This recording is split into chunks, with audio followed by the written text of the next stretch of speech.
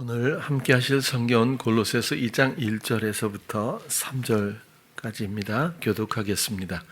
내가 너희와 라오디게아에 있는 자들과 무릇 내 육신의 얼굴을 보지 못한 자들을 위하여 어떻게 힘쓰는 것을 너희가 알기를 원하노니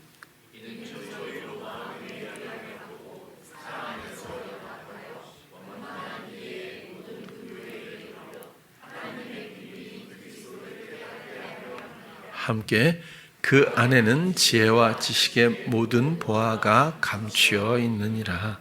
아멘. 오늘 이 본문을 2절부터 한번 살펴보면 바울이 이 편지를 통해서 이렇게까지 자세하게 본인의 마음을 표현해 주고 있는데, 이는 저희로 마음의 위안을 받고, 그러니까 어떻게 얼마나 힘쓰는지를 너희가 알길 원하는데, 그 힘쓰는 내용이 결국 저희로 마음의 위안을 받고, 이건 마음의 위로를 받는다는 뜻으로 이렇게 생각이 되지만, 사실 마음은 우리가 생각하는 마음도 맞고, 그러나 중요한 의미가 마음의 아주 중심부라는 어떤 의미가 있습니다. 좀 더 영적인 이해라고 봐야 되겠죠. 이 위안이라고 하는 것도 단순한 위로가 아니고, 이 단어는 파라칼레오인데요. 둘 다 이 합성어잖아요. 아실 거예요. 파라는 곁에잖아요. 그 칼레오는 무엇으로부터 부르다 이런 뜻이거든요. 그래서 위안이라고 하는 이 단어 파라칼레오는 곁으로 부르다, 그렇죠? 곁에 부르다 이런 거죠. 그러니까 우리의 마음 중심부로 곁에 하나님께로 부르심을 받은 어떤 그런 이해를 우리가 할 수 있을 것 같아요. 저희로 마음의 위안을 받고, 이것은 마음의 그냥 위로받고 라기보다는 마음 중심부 하나님의 처소 곁으로 부르심을 받고, 뭐 이렇게도 한번 생각해 보면 어떨까 싶어요. 그리고 그러니까 바울이 원하는 거죠. 저희로 그 마음의 위안을 받고, 그다음에 사랑 안에서 연합하여, 사랑을 우리가 단순한 감정 차원에서 아가페 이렇게 하면 사랑하는 거 이렇게 생각할 수 있지만, 정말 정작 중요한 의미는 애찬, 사랑의 잔치라고 하는 뜻이 아가페에 있습니다. 그래서 그 사랑의 잔치 안에서 이건 교제를 말합니다. 애찬, 그렇죠? 최후의 만찬인 것처럼 함께 먹고 마시고 동거하고 이런 교제를 뜻하는데, 그 애찬 가운데서 연합하여, 이 연합이라고 하는 것도 쉰비바조라고 하는 단어인데, 쉰이라고 하는 또 합성어죠. 쉰은 함께, 교제, 소유, 도움. 그리고 결국 쉰비바조라고 하는 통합적인 뜻은 가르치다, 함께 몰다. 멍에가 생각나지 않으세요 혹시? 그래서 이 연합했다고 하는 것은 그냥 같이 뜻을 함께 하고 있다라고 하는 정황적인 것을 넘어서서 함께 있고 교제하고 소유되고 또 도움을 받고, 또 결국에는 가르치는, 그러니까 함께 멍에를 메고 순간순간 세상을 살고 시간을 여행하며 우리가 영적인 많은 것들을 또 도움을 얻고 가르침을 받게 되는 그 교감의 상태를 연합으로 지금 표현해주고 있다고 보여집니다.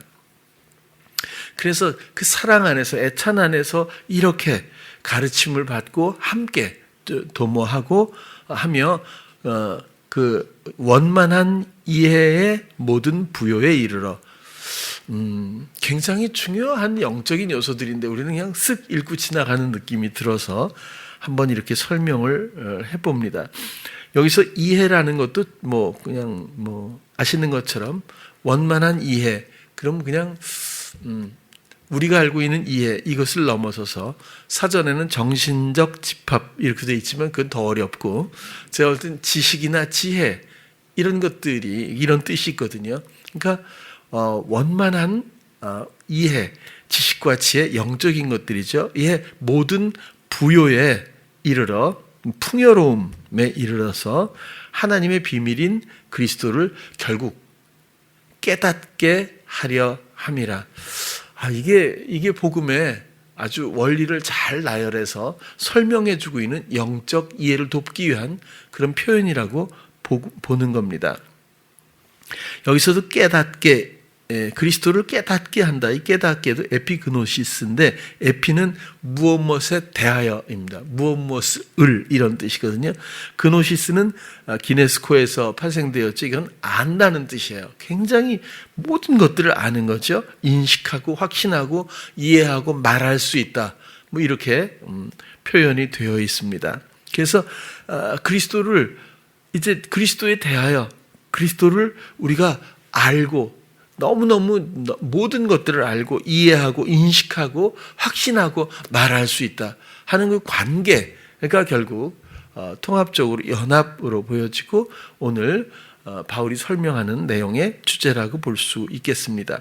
3절도 보면 중요한 것은 이 모든 안에서 그리스도의 비밀이죠. 비밀이신 신비이신, 이 비밀도 사실 신비란 뜻이 있잖아요. 그런 하나님의 신비이죠. 그 안에서, 그리스도 안에서 그리스도를 깨닫는 그 안에서 지혜와 지식의 모든 보화가 그곳에 감추어져 있다. 보화는 당연히 뭐 보물이죠. 저축 이런 뜻도 있어요. 감추어져 있다. 이것은 저장된 혹은 비밀의 뭐 이런 뜻이기도 하네요. 그런 모든 보화, 보물들이 저장되어 있다, 감추어져 있다, 뭐 이렇게 설명해주고 있습니다. 신앙생활에서 복음에서 가장 중요한 주제 중에 하나가 연합입니다. 그렇죠, 맞죠? 아까 대표 기도할 때도 시작이 포도나무의 가지잖아요. 굉장히 중요한 원리죠. 우리는 나무와 상관없이 우리가 나무인 줄 알고 살았다고 제가 누차 말씀을 드렸어요. 이것이 에덴에서부터 출발한 자기가 하나님처럼 되려고 했던 헛된 시도들의 모양새일 뿐이고, 이 사망에 관한 마른 나무가지들이 이제 그리스도의 생명나무에 접붙임되는 것이 복음이라고 말할 수가 있겠습니다. 그래서 성경은 예수님께서도 나는 포도나무여 너희는 가지니 라고 설명을 했고, 아까 멍에 말씀드린 것처럼 우리가 살아간다고 하는 모든 생각과 사고방식과 행동 양식과 시도하는 모든 것들의 의미와 이런 모든 것들의 근거를 이제는 우리가 아니라 우리가 그리스도를 알고 그분의 도우심과 정말 축적된 이런 지식과 지혜와 영적인 모든 이런 원리들과 영향력들과 놀라운 의미들을 가지고 또 우리가 가르침을 받으며 함께 도모해 나가는 것이 새로운 그리스도로 말미암은 생명입니다. 다시 말씀드려서 뒤로 한 발짝 물러가서 이 광경을 보면 저는 여기서의 가장 우리가 살펴보아야 할 주제는 홀로였는가 예수님과 함께인가, 이것이 굉장히 중요한 갈래길이라고 보여집니다. 엄청 선명한 경계가 아닐 수가 없다, 그런 거죠.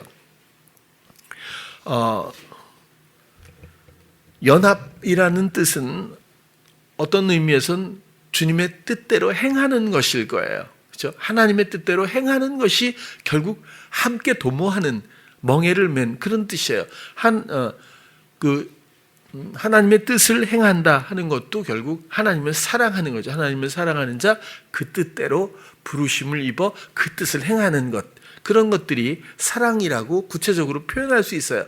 우린 자꾸 사랑 그러면 감정에만 딱 그냥 이해하려고 그렇게 하기 때문에 자꾸 반복해서 한번 말씀을 드려봅니다. 복음은 사랑입니다. 연합도 작은 주제로밖에 볼 수가 없고, 복음은 연합이다, 당연히 맞는 말이죠. 그러나 최종적으로 복음은 무엇일까? 사랑입니다. 이 사랑은 함께 있지 않으면 견딜 수가 없죠. 사랑은 함께 있어야 합니다. 그리고 영원히 함께 해야 합니다. 사랑의 형상을 닮은 우리 인생들은 결혼하기 전에도, 결혼하면서 또 아니면 사랑하는 배우자를 만날 때 항상 영원히 사랑한다는 말을 써요. 그 보장성은 없어요. 근데 왜 그런 말을 쓰는지 저는 잘 모르겠어요. 뭐 인생은 길어야 100년이라고 하는데 어떻게 영원히 사랑할 수 있지라는 생각도 어렸을 땐 해본 적도 있었어요. 그러나 이것은 사랑의 속성에서 우리가 본능적으로 표현하게 되는 게 아닐까라는 생각이고, 사랑 자체가 영원한 것이 아닐까, 그런 생각도 한번 해보게 돼요. 우리가 홀로 있는가 주님과 함께 있는가는 엄청나게 중요한 원리입니다. 에덴에서부터 하나님처럼 된다고 하는 그 구체적 내용은 자기 경영에 빠졌다고 했잖아요. 근데 자기가 무엇을 경영하죠? 경영의 모든 요소들을 깔아준, 판을 깔은 것이 사단이 한 일입니다. 다시 말해서 에덴 동산에 두 그루의 나무가 있다고 봤을 때 생명나무가 아닌 사망나무가 있다고 하지 않았어요? 그냥 제가 붙이는 이름이 너무 기니까 선악을 알게 하는 나무 뭐 이렇게 왜 선악을 알게 하는 나무? 이쪽은 생명나무인데 그냥 사망나무 그랬으면 간단하잖아요. 대비하기도 좋고. 근데 생명나무가 있고 또 선악을 알게 하는 나무라고 대비해서 표현을 했을까요? 이 선악을 알게 한다는 것 자체가 원동력이 되는 겁니다. 이것이 가장 시험의 발화점으로 보여지는 거예요. 세상에는 선악이 있어요. 그죠? 그러나 사랑하는 선악이 없어요. 그냥 연약함은 있겠죠. 근데 연약함이라고 하는 말도 별로 의미가 없어요. 왜냐하면 상대가 그냥 기준이기 때문에 그래요. 그것이 연약함이라는 것도 어찌 보면 비교해서 상대적인 개념일 수 있기 때문에 그런 거예요. 그냥 상대가 전부일 뿐이고 상대가 기준일 때 그것이 사랑이라고 생각이 들거든요. 선악을 알게 하는 나무의 열매를 먹었다고 하는 것은 그것에 지배를 받게 되는데 그 영향력은 무엇이든지 옳고 그름이라든지 선과 악, 잘하고 못하고 우열 뭐 이런 모든 것들로 말미암아 시도하게 만드는 원동력을 심어놔 버렸잖아요. 그래서 그것을 시도하는 주체가 자기가 되는 바람에 자기가 판단하고 자기가 생각하고 자기가 시도하는 인생들로 모두 전락해 버렸다는 거죠. 이것이 죄의 원리이고 그것이 사망의 의미이기도 합니다. 그런 버려진 영혼들을 부르셔서 이젠 그 여태까지 시도했던 모든 것들을 그만두고 그리고 그리스도의 생명, 이젠 그리스도와의 연합하여서 그분이 우리 모든 지식과 지혜의 근본이 되시고 그런 것들은 세상 것과 도무지 비교할 수 없는 너무나 고귀한 것이라 너무나 아름답고 너무나 귀해서 보물이라고밖에는 더 우리가 표현할 수 있는 단어가 없을 것 같다는 생각에서 오늘도 본문을 읽으면서 그런 생각을 이해를 하게 됩니다. 우리가 육신과 영이 있는데 영적이라고 하는 것과 육신적이라고 하는 것이 육신 그러면 우리는 이 몸을 생각하게 돼요. 그렇죠?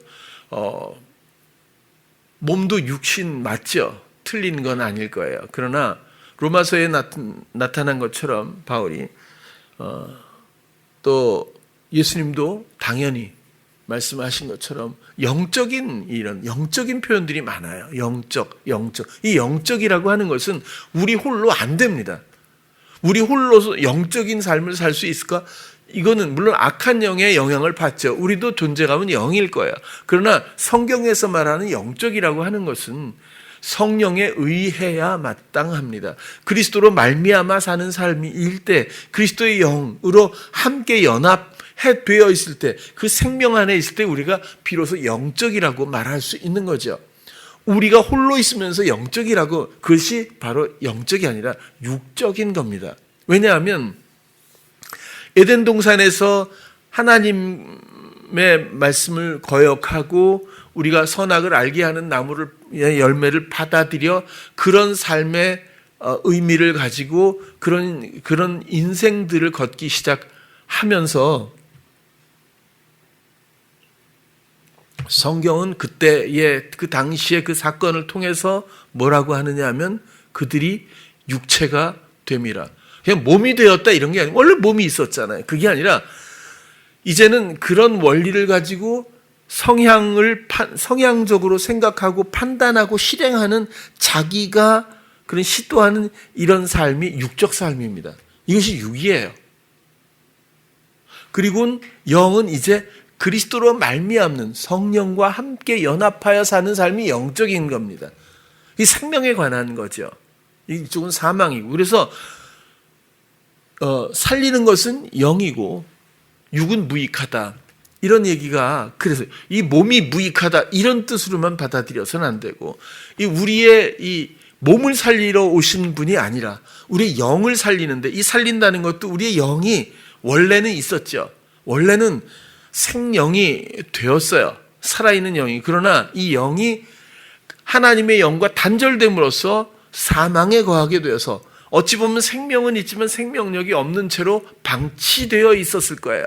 그리고는 우리의 마음을 빼앗겨서 사단이 속삭이는 대로 우리는 굴종적인 삶을, 노예의 삶을 살아왔을 거라고요. 여태까지.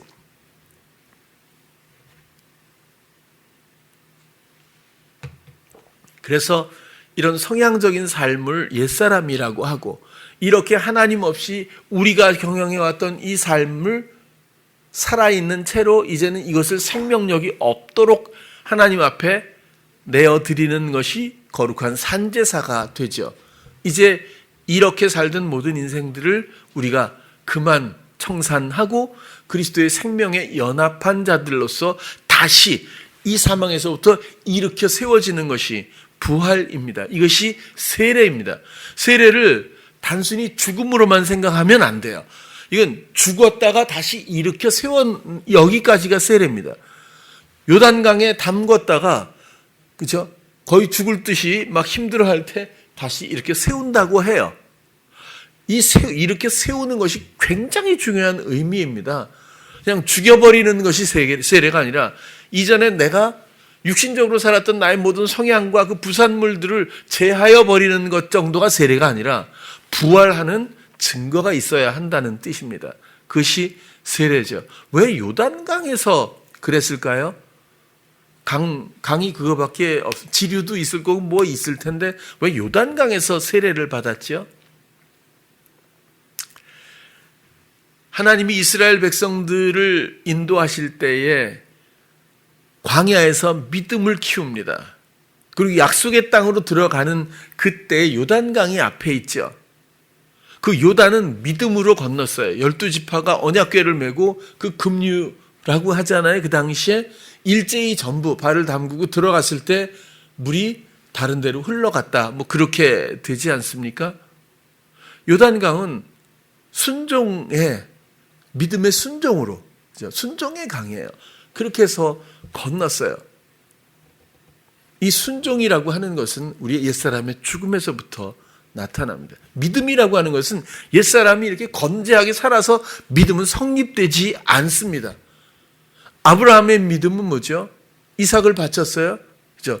거기에서 인정을 받았을 때 아브라함의 믿음은 뭐예요? 자기 생각이, 자기 기준이, 자기 판단이 아예 없었어요.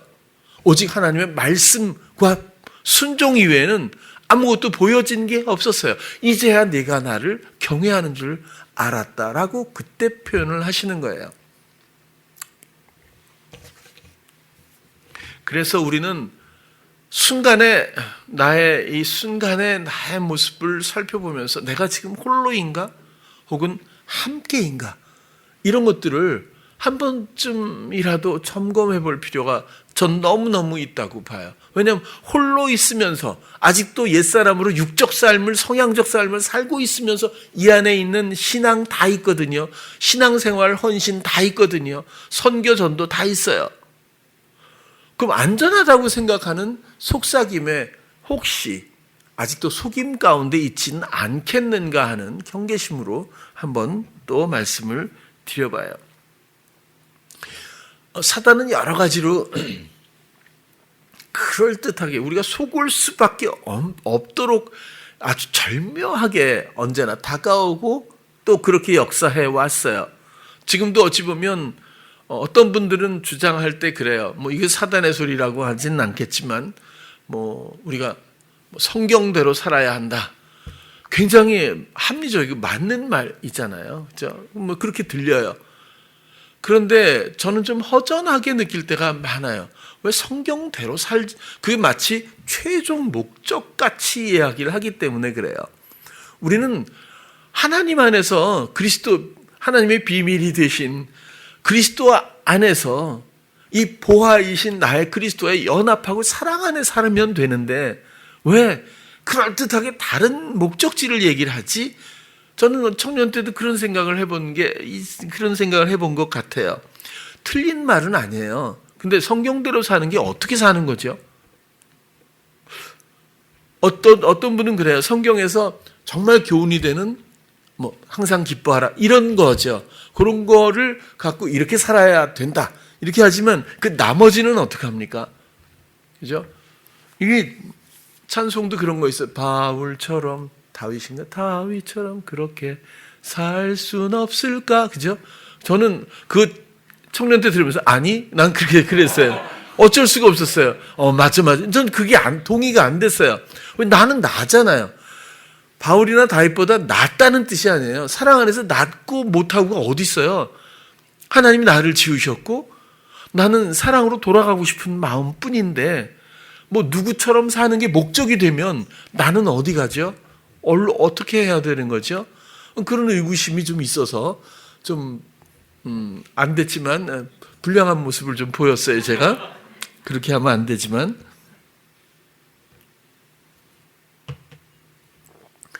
성경대로 살아야 한다 이런 것도 어찌 보면 그런 뜻일 텐데 그것보다 더 먼저 받아야 할 질문은 나는 홀로인가 여전히 혹은 주님과 함께인가 여전히 내가 하고 있나 주님이 하시고 있나 이런 것들이 오히려 더 훨씬 선명한 우리의 어떤 그 교훈이 되리라고 생각해요.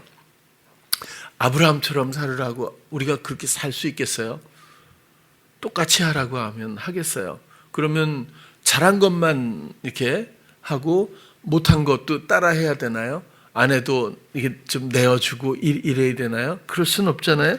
똑같을 수가 없는데 오히려 아브라함처럼이라고 하는 것은 아브라함과 하나님의 관계에서 얻을 수 있는 믿음의 이런 교훈들 그런 것들은 우리가 배워야 되겠죠. 배운다기보다 우리가 충분히 마음을 들이고 나도 내 모든 마음과 이런 신뢰를 하나님께 드릴 수 있으면 너무 좋겠어요. 뭐라든지 우리가 배울 수 있는 거 있으면 배워야죠. 뭐 요셉처럼 살으라고 그 되겠어요? 뭐 우리가 팔려갈 일도 아니고 노예가 될 수도 없고 오해를 받고 감옥에 갇히고 이런 코스를 우리가 밟아야 되나요? 그럴 수는 없잖아요. 하나님이 그와 함께 항상 하시니까 그가 하나님의 뜻을 이루고 형통했다고 하는 하나님과의 관계에서 교훈을 얻어야 마땅하지 않겠어요? 다윗처럼 살으라고요? 이름도 요셉도 있고 다윗도 한국에도 많이 있잖아요. 근데 다윗처럼 그러면 간음도 좀 해보고 살인도 좀 해보고 그래야 되나요? 그럴 수는 없잖아요. 다윗의 하나님의 합한 마음이 교훈이지. 뭐 그런 것과 나머지도 뭐 우리가 따라한다고 또 그렇게 되겠어요? 그러니까 뭔가 그럴듯한 권면들이 좀 우리 삶의 신앙생활에도 좀 많이 있는 게 아닌가 싶어요. 만약에 바울처럼 이렇게 해서 살으라고 하면 다 울고불고 난리 날걸요. 그죠? 하나님 어떻게 이럴 수가 있습니까? 아마 그러고도 다 남지 않을까 싶어요. 저 같아도 도망갔을 것 같은데 바울이니까 바울처럼 사는 거죠. 바울도 복음을 위해서 끝까지 순종하고 그 복음의 길을 달려갈 길을 다 간 그 하나님의 인도하심의 그 능력과 그 관계에서의 믿음 이런 것들이 우리에게 귀감이 되지 않을까 싶어요. 그래도 나는 나일 뿐입니다. 하나님은 나를 사랑하지 누구처럼 하면 자격 요건이 주어져서 합격 넌 그래도 내가 좀 사랑해 줄게 이런 건 아니잖아요. 그렇죠? 나 자신을 영화롭게 아름답다 재창조하신 하나님 앞에 우리 스스로 감사하고 또 빛나는 존재로서의 자기 자신에 대한 기대감이 있었으면 좋을 것 같아요. 그리고는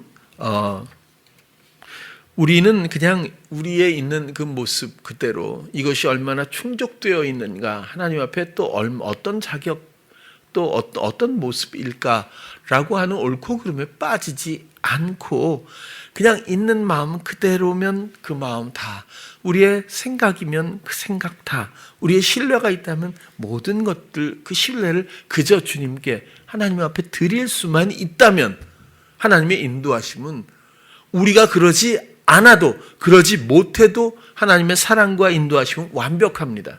우리가 감각하지 못할 뿐이지. 우리가 잘하면 잘해주고 못하면 못해주고, 세상은 그런 논리지만 하나님의 사랑 앞에서는 그런 것은 없습니다.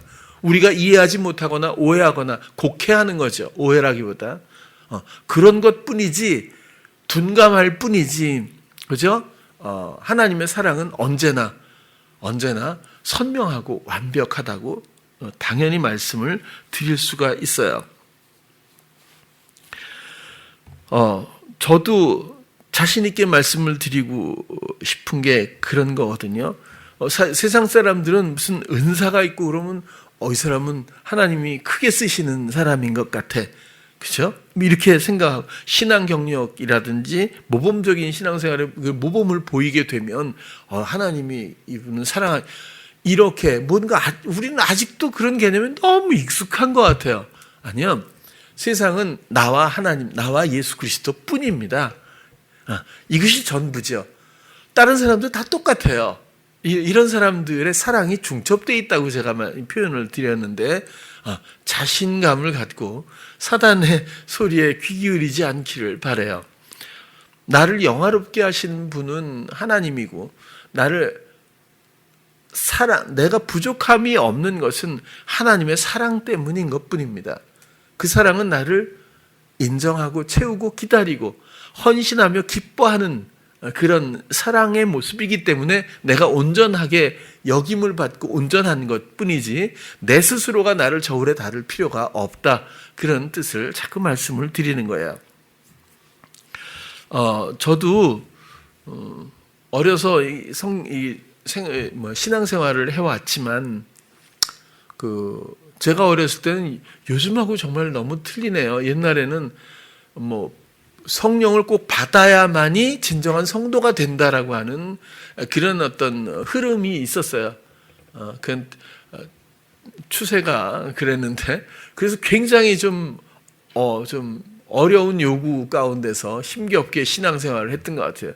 계속 기도원에 가야 되고, 많이 기도하면 그것이 하나님 앞에서 그래도 좀 자격이 좀 상승이 되고 또 좀 떳떳해지고 그러는 것 같기도 하고, 이래서 뭔가 열심히 하고, 그리고 은사, 특히 방언이라든지 이렇게 뭔가 하나님 성령과의 어떤 교감 가운데서 느껴지는 영적 체험, 이런 것들로 우리가 무게를 달았던 시절이 있었어요. 방언을 받아야 구원을 받는다, 이런 것도 이제는 그렇게 별로 요즘엔 얘기를 안 하는데, 이제는 그 말이 얼마나 틀렸는지 아마 잘 알 거라고 생각이 들어요. 제가 이렇게 옛날에 한 30년 전에 이런 얘기 했으면 바로 전부 이단이라고 이렇게 또 절 보고 그랬을 거예요. 근데 사랑은 이런 은사하고 직접적인 연관관계가 있는 건 아니에요.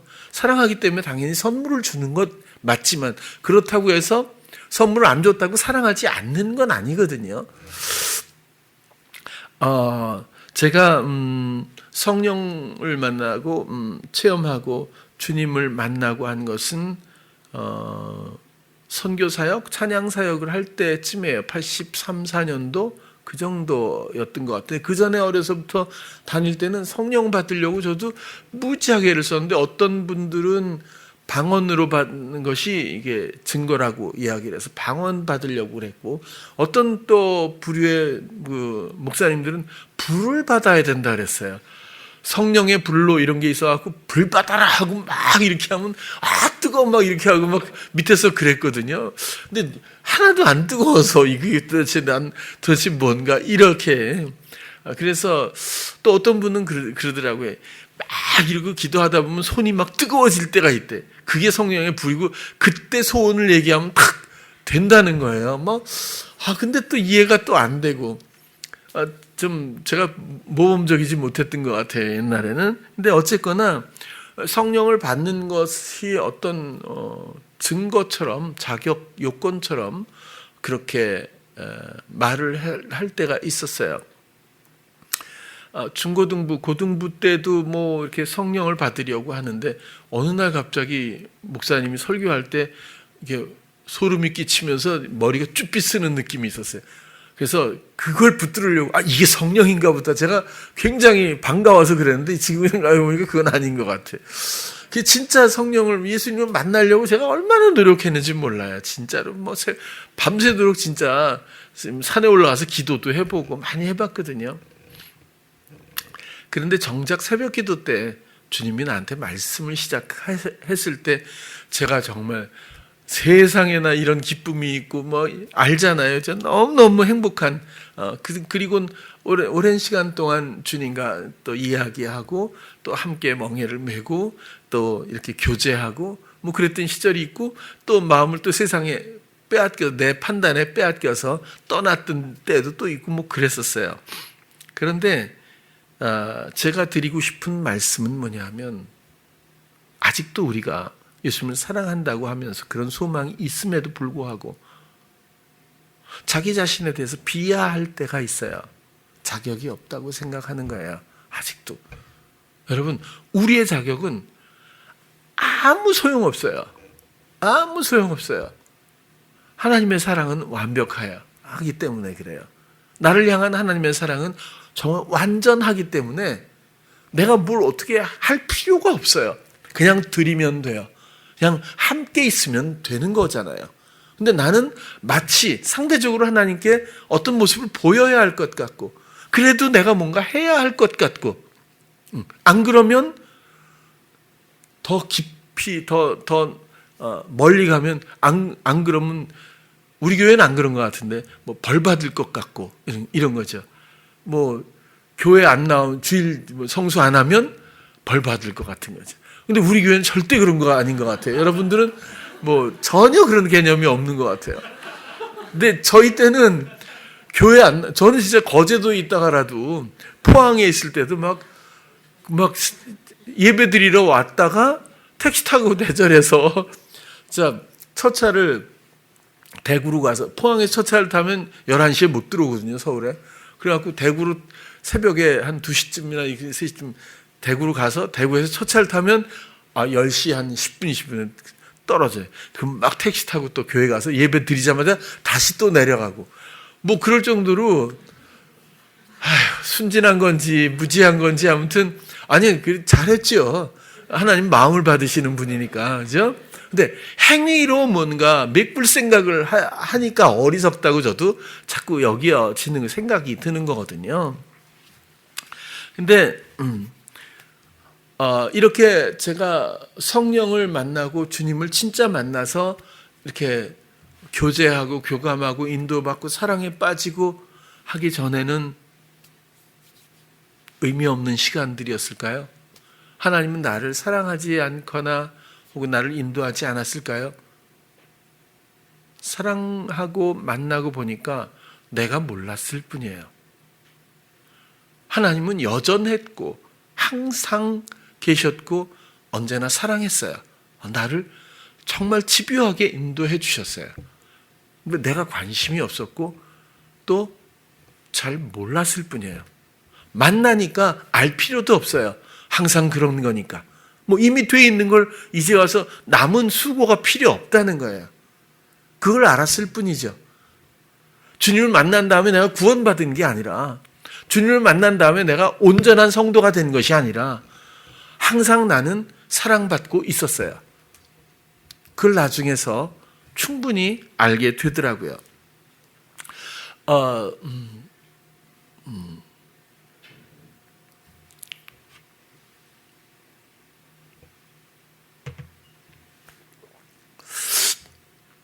저는 가끔 말씀을 드리지만 정상적이라고 할까요? 그런 인생길을 인도받지 않아서 조금 의아스럽긴 했지만 하나님한테 불만을 가진 적은 없었어요, 솔직히. 그러나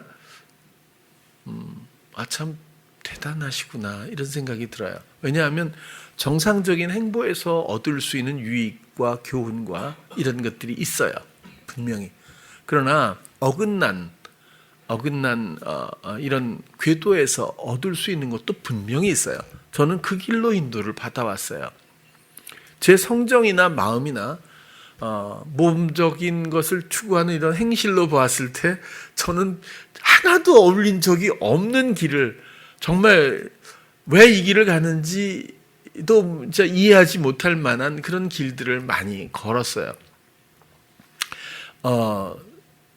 그러면서 저도 모르게 그 인도를 받는 모든 과정 가운데서 하나님이 원하셨던 많은 내적인 어떤 유익들과 또 무언가를 하나님이 쓰시기 위해서 포석해 놓으신 많은 수들을 제 마음에 놓으셨던 것 같아요. 그래서 지금까지도 태어나서 되돌아보면 내가 이해했던 이해하지 않았던 하나님의 인도하심은 완전했고, 그리고 돌아보면 너무 좋았던 것 같아요. 우리가 어떤 환경에서 그 당시에 어떤 상실이나 고통이나 오해나 이런 것들이, 이런 영향력들에 우리는 묶여서 굴종되어 살아갈지도 몰라요. 그러나 저는 그런 기능을 하나님이 쏙 빼버리신 것 같아요. 어떤 상황에서도 아영이랑 좀 비슷한가? 이게 은이랑 비슷한가? 어떻게 예를 들어야 될지 모르겠는데 이게 뭐지? 이런 거 있잖아요, 그죠? 그런 의구심도 없었어요. 그럼 그 환경에서 그냥 그렇게 그랬거든요. 구태여 예를 든다면 제가 연탄가스에서 7명 중에 혼자 살고 6명이 죽고, 그 기도도 제 기도는 정말 아니었던 것 같아요. 6명의 친구들의 삶을 제가 다 보람있게 하나님의 뜻에 의해서 살게 해주세요. 이렇게 해가지고 지금도 몇 가지 일을 하고 있는데, 이것도 제가 제 생각대로 그랬다기보다는 내가 왜 그런 기도를 했지? 이렇게 생각이 들 정도로, 몸이 너무 안 좋아서 제가 한쪽 다리가 팔같이, 이 오른쪽 다리가 팔같이 돼버렸다 그랬잖아요. 살이, 근육이 완전히 빠졌었어요. 그래서 소아마비로 이게 건강기록부에 기록이 되어 있는데, 군대도 당연히 못 가잖아요. 당연히. 아버님이 저를 걱정할 정도, 이 새끼 군대 가면 죽는다고 그래가지고 오히려 병원장한테 사정을, 그런 사람이 아닌데 저를 사정을 했는데, 정말 절묘하게 갑종 1급으로 제가 갔다 그랬잖아요. 그러니까 모든 병사들을 갑을 병정으로 해서, 병은 못 가, 무조건. 갑을 병정. 근데 갑이 최고인데, 그 중에서 갑을 병정해서 1급, 2급, 3급, 4급, 1급 이렇게 나눠요. 갑종 1급은 최고의 전사의 몸을 가져야 돼. 근데 다리가, 그 사람이 이렇게 봐도 내가 이런데도 쩔뚝거리고 다니는데도 갑종 1급 찍어갖고, 난 근데 따지고 이러면 제가 어긋난 길을 또 갔을 거예요. 근데 그런가 보다. 그리고 또 갔어요, 그냥. 근데 정말 가난한 마음, 나 이제부터 가난해야 돼, 이런 게 아니라 가난할 수밖에 없는 걸 배웠어요. 왜냐하면 아침부터 뛰잖아요. 일어나면 옷 갈아입고 4km 굽어하거든요. 일주일에 한 번씩 보병으로 가니까 10km 굽어해야죠. 그다음에 완전 군장 해가지고 또 굽어해야 되고, 혹한기 훈련은 또 전방까지 가서 벙커에 갔다가 또 내려오면서 제일 불쌍한 애들이 박격포 애들이거든요. 그 박격포 그 포신 그 담당하는 애는 이걸 지고 한 100몇십 킬로로 걸어갔다 와야 되거든요. 그리고 걔보다 조금 더 불쌍한 애, 그 포판이 있어요. 그 삐죽삐죽하게 돼갖고 그걸 딱 땅에다 꽂고 그 위에 이게 포신을 넣고 넣으면 펑 날아가는 건데, 그 포신은 더 무겁거든요. 그걸 지고서 어쩔 수 없어요. 포병이니까, 포병이 아니라 보병인데 그 포를 이제 해야 되니까 얼마나 불쌍한지 보는데 옆을 스쳐 지나는데 진짜 끝까지 끝없이 욕을 하더라고요. 걔가 아직도 기억이 나요. 막 욕을 하면서 그걸 끌고, 너무 보직이 잘못된 거지 그 친구는. 뭐 어쩔 수가 없네. 근데 그 10주를 훈련을 받았어요. 그 몸을 끌고. 근데 이게 걸으면 다리가 툭 꺾어지고 그러는데, 또 교관이나 조교들은 엄살 부린다고 또 더 시키고 막 더 이렇게 벌칙을 주고, 그러니까 진짜 뭐 얼마나 힘들게 군대 생활 10주 훈련을 받았는지 몰라요. 근데 내부 반장은 이제 제가 너무 힘들다는 걸 알고 빼주려고 많이 애를 썼는데, 그러니까 훈련에서 좀 빼주려고도 그랬는데 그게 잘 안 되더라고. 근데 아무튼 구보를 하게 되면 제일 그 앞에 있는 사람 바로 뒤에 세워갖고 딴 거 보지 말고 뒷사람 구나 뒤꿈치만 보래요. 그것만 보고 그대로 따라서 가라는 거예요. 그래갖고 그런 식으로 하면서 저는 계속 기도했어요, 진짜. 그냥 계속 아무튼 계속 기도하면서 구나 뒤꿈치를 엄청 보고 다녔어요. 10주 동안 유격까지 다 받았거든요. 그러니까 골짜기 이렇게 있으면 여기서 여기까지 로프 하나 걸어놓고 그걸 이렇게 잡아 당겨가지고, 그 영화나 이런 데서 보면 쉬울 것 같죠? 재미있을 것 같죠? 밑에 보면요, 아득해요. 물 흐르는 데가. 근데 밑에 보고 이렇게 당기잖아요. 별 생각 다 들거든요. 그 어떤 애는 아예 못 간다니까. 막 두려워갖고 이걸 당겨서 가야 되는데, 당기면 나중에 이 팔의 근육이 경직이 돼갖고 힘을 못 써요. 그런 것도 있고, 뭐, 그 다음에 이렇게 해가지고 많이 보는 거 있죠. 절벽에서 위에서부터 해가지고 탁탁 이렇게 내려가는 거. 대부분 처음 해보는 게 되나요, 이게? 이렇게 하다가 보면 제자리고, 이걸 못 놓으니까 놔야 쭈르륵 내려가서 탁 하는데, 이걸 겁이 나니까 그러니까 뛰면 고자리고, 그리고 진도가 안 나가는 거죠. 그래서 그거 할 때는 용기를 내라고 조교들이 애인 있습니까? 이렇게 물어요. 그러면 있습니다. 그러면 이름이 뭡니까? 그러면 뭐 순덕입니다. 그러면 이름을 부르고 하강 그래서 순덕아 이렇게 하는 거예요. 근데도 계속 제자리고, 애인 있습니까? 그러면 없습니다. 이러면 그럼 엄마 이름 부르십시오. 엄마 하면서 하는 애도 있고, 아무튼 근데 쉬는 시간도 없어요. 계속 PT 체조를 시키고, 그 다음에 외주를 10m 이상, 13m 이렇게 해갖고, 그게 제일 공포스럽다네요. 그 높이가. 그걸 이렇게 잡고, 그냥 이렇게 계속 올라가서 터치하고 내려오는 거고. 그 몸을 갖고 마지막엔 그것까지 해야 이게 훈련이 다 끝나잖아요.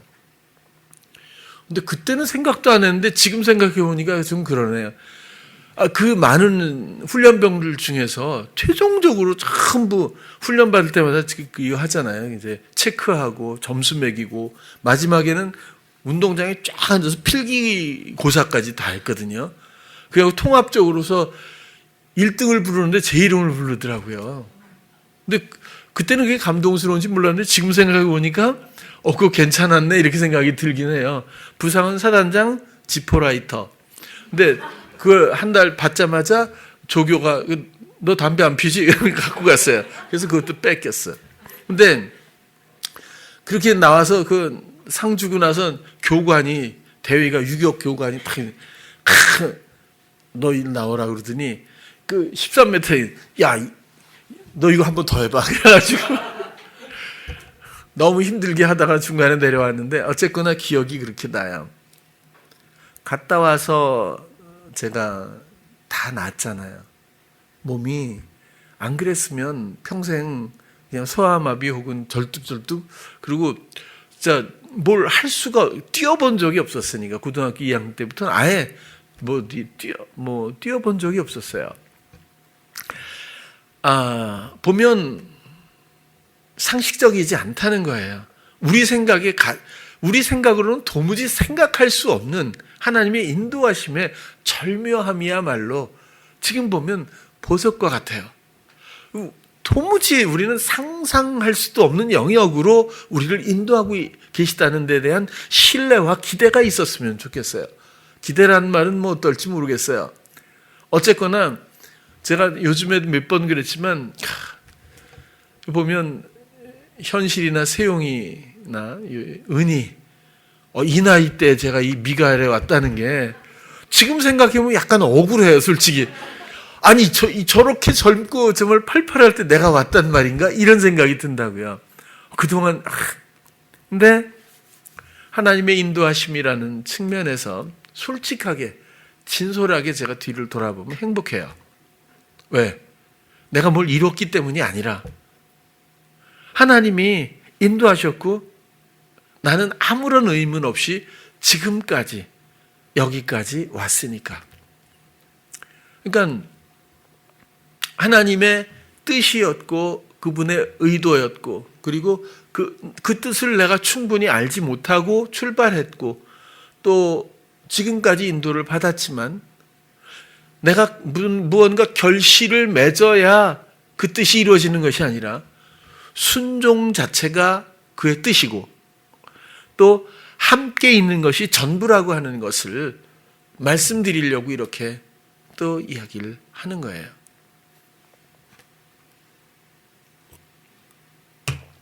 우리는 뭐 대단한 은사가 없어도 괜찮아요. 영적인 능력, 제가 볼 땐 그게 왜 뭐가 필요한 건지 잘 모르겠어요.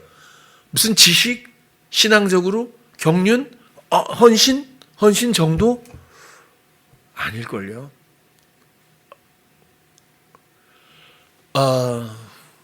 많이 우리는 이미 오래되어 버린 어떤 가치관에 그런 것들이 또 신앙생활까지 우리의 복음적인 이런 하나님과의 관계까지 많이 침투해서 굉장히 어려운 또 버거운 판단의 늪에 빠지게 하거든요.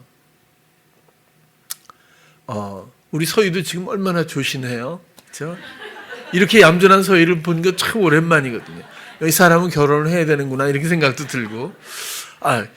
서희가 굉장히 활발했잖아요. 그죠? 활발하고 그리고 어느 때는 진짜 저쪽 성전에 있을 땐 한여름 되면 엄청난 반바지에 조리 같은 슬리퍼 신고 그다음에 음료수 하나 갖다가 딱 앉으면 책상 다리 딱 하고 앉아갖고 그죠? 그러면 순간에 이거 어떻게 가리켜야 되나 이게 뭐 어떻게 되는 건가? 왜냐하면 우리 때는 하나님은 거룩하시고 이것은 성전이고 정말 어린애도 여기 못 올라왔다니까요. 우리 교회 와서 지금도 목사님들 뭐 하잖아요. 그러면 여기 신발 신고 올라가도 돼요? 이렇게 얘기하는 분이 있어요. 당연히 신발 신고 올라와야 되는데 너무 거룩하게 한다는 그 개념을 어려서부터 쌀도 우리가 많이 이렇게 교회에 갖고 왔었거든요. 나누기도 하고 목사님도 드시라고 해서 많이 어려웠던 시절. 성미예요. 성미. 이런 건 성구예요. 가구가 아닙니다. 이런 건 의자는 가구가 아니에요. 이런 게 교회에 있는 게 성구입니다. 이 거룩하다는 게 굉장히 그런 게 그렇게 표현하는 게 또 나름대로 예의이고 충분히 이해는 되잖아요. 그렇게 자랐던 제 앞에서 보면 근데 주제가 그런 게 아니라 하나님의 서희를 얼마나 사랑하실까? 나는 다 몰라도 내가 그런 것들을 하나님의 마음으로 표현해 줄 수 있었으면 아니면 그런 마음의 눈을 갖고 서희를 기대했으면 제가 언젠가 그랬을 거예요. 상황이 아니라 마음이 사람이라고. 난 마음을 보겠다고. 그러거든요. 우리 은정이도 잘 잘 때가 많아요. 근데 은정이가 잔다고 했을 때 뭐 싫어하거나 미워하는 게 아니라 하나님이 은정이를 사랑하시지 않겠어요? 그죠? 당연한 거죠. 당연한 거죠. 그 흐름에서 둘의 관계를 해서 내가 할 수 있는 일이 뭐지? 그게 사역이 아닐까 싶은 거예요. 우리는 처음부터 하나님과 함께 지어졌고 또 잠시 헤어졌지만 하나님과 함께 하는 복음의 길을 위해서 인생이라는 짧은 시간 동안에 참으로 많은 것들을 배우게 되고 그리고 나 자신의 존재감에 대해서 이해하게 되고 나의 부족함 때문에 또 그 사랑을 알게 되고 나의 헛된 시도들이 얼마나 그 사랑 앞에서 헛된 정말 허망한 일들인지 이 모든 것들은 그야말로 비쉬가가입니다. 내 의사, 내 의지가 아니었고 처음부터 선악을 알게 하는 나무에 동참해버리고만 그런 옳고 그름의 종로로 해왔던 나의 불쌍한 인생 그 가운데서의 모든 시도의 헛됨을 알아야 비로소 사랑이라는 것에서 아무것도 요구하지 않는 그 사랑을 알게 되어 우리가 사랑의 자리로 돌아가게 되지 않을까라는 것이 인생과 신앙생활의 어떤 목적이자 의미라고 생각을 하는 거예요. 부족하다고 잘 안 된다고 그렇게 자기 자신을 그렇게 비하하거나 저울에 달지 않기를 바라는 겁니다. 나의 모습과 상관없이 하나님의 사랑은 완벽하고 그 사랑이 나를 사랑으로 맞이하고 영화롭다 하신 것뿐입니다. 그것이 복음이라고 말씀드려서 오늘은 이렇게 연합 그리고 함께하는 동행 이런 것들이 복음 안에서 얼마나 소중한 주제인지를 말씀드린 거예요. 창세기 5장 24절 에녹이 하나님과 동행하더니 하나님이 그를 데려가심으로 세상에 있지 않다. 여기서는 동행으로만 되어 있지만 그 이야기들이 있을 거예요. 충분치 않지만. 그래서 에녹에 대한 성경이 있는데 기록된 우리는 정경에는 없습니다. 거기엔 정말 많은 이야기들이 써 있어요. 자, 또 이런 동행은 많잖아요. 노아 같은 사람도 또 있죠. 노아의 사적은 이러하니라 노아는 의인이요 당세의 완전한 자라 그가 하나님과 동행했다. 또 요셉도 얘기를 했었죠. 여호와께서 요셉과 함께 하심으로 그가 형통한 자가 돼요. 여러분 우리의 모습을 주목하지 말고 따지지 말고 나의 주 하나님과 나의 주 예수 그리스도와 성령과 함께 있을 수만 있다면 우리는 완전해요. 여기선 완전이 없어요. 완전을 추구하게 하는 것뿐이죠. 누가 완전하죠? 아니요. 믿음조차도 이곳에 있습니다.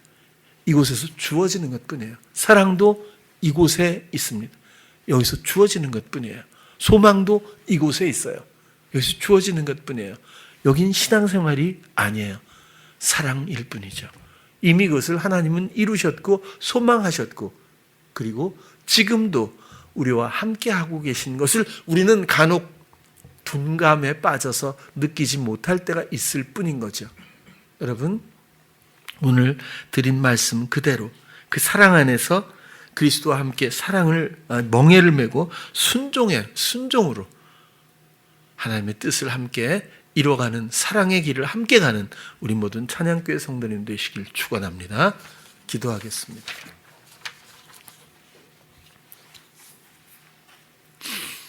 홀로 있음에도 불구하고 우리는 홀로인지도 인식하지 못하고 우리가 스스로 옳고 그름에 빠져서 잘하고 못하고에 빠져서 또 종로로 되어왔던 육적 삶에 대해서도 인식하지 못한 채로 하나님의 인도하심과 그 사랑을 느끼지 못할 때도 많이 있었습니다.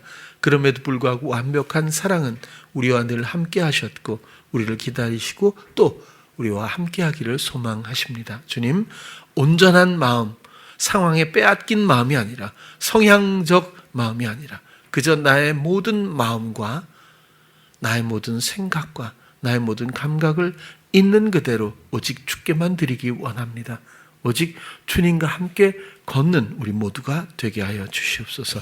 예수님 이름으로 기도드렸습니다. 아멘.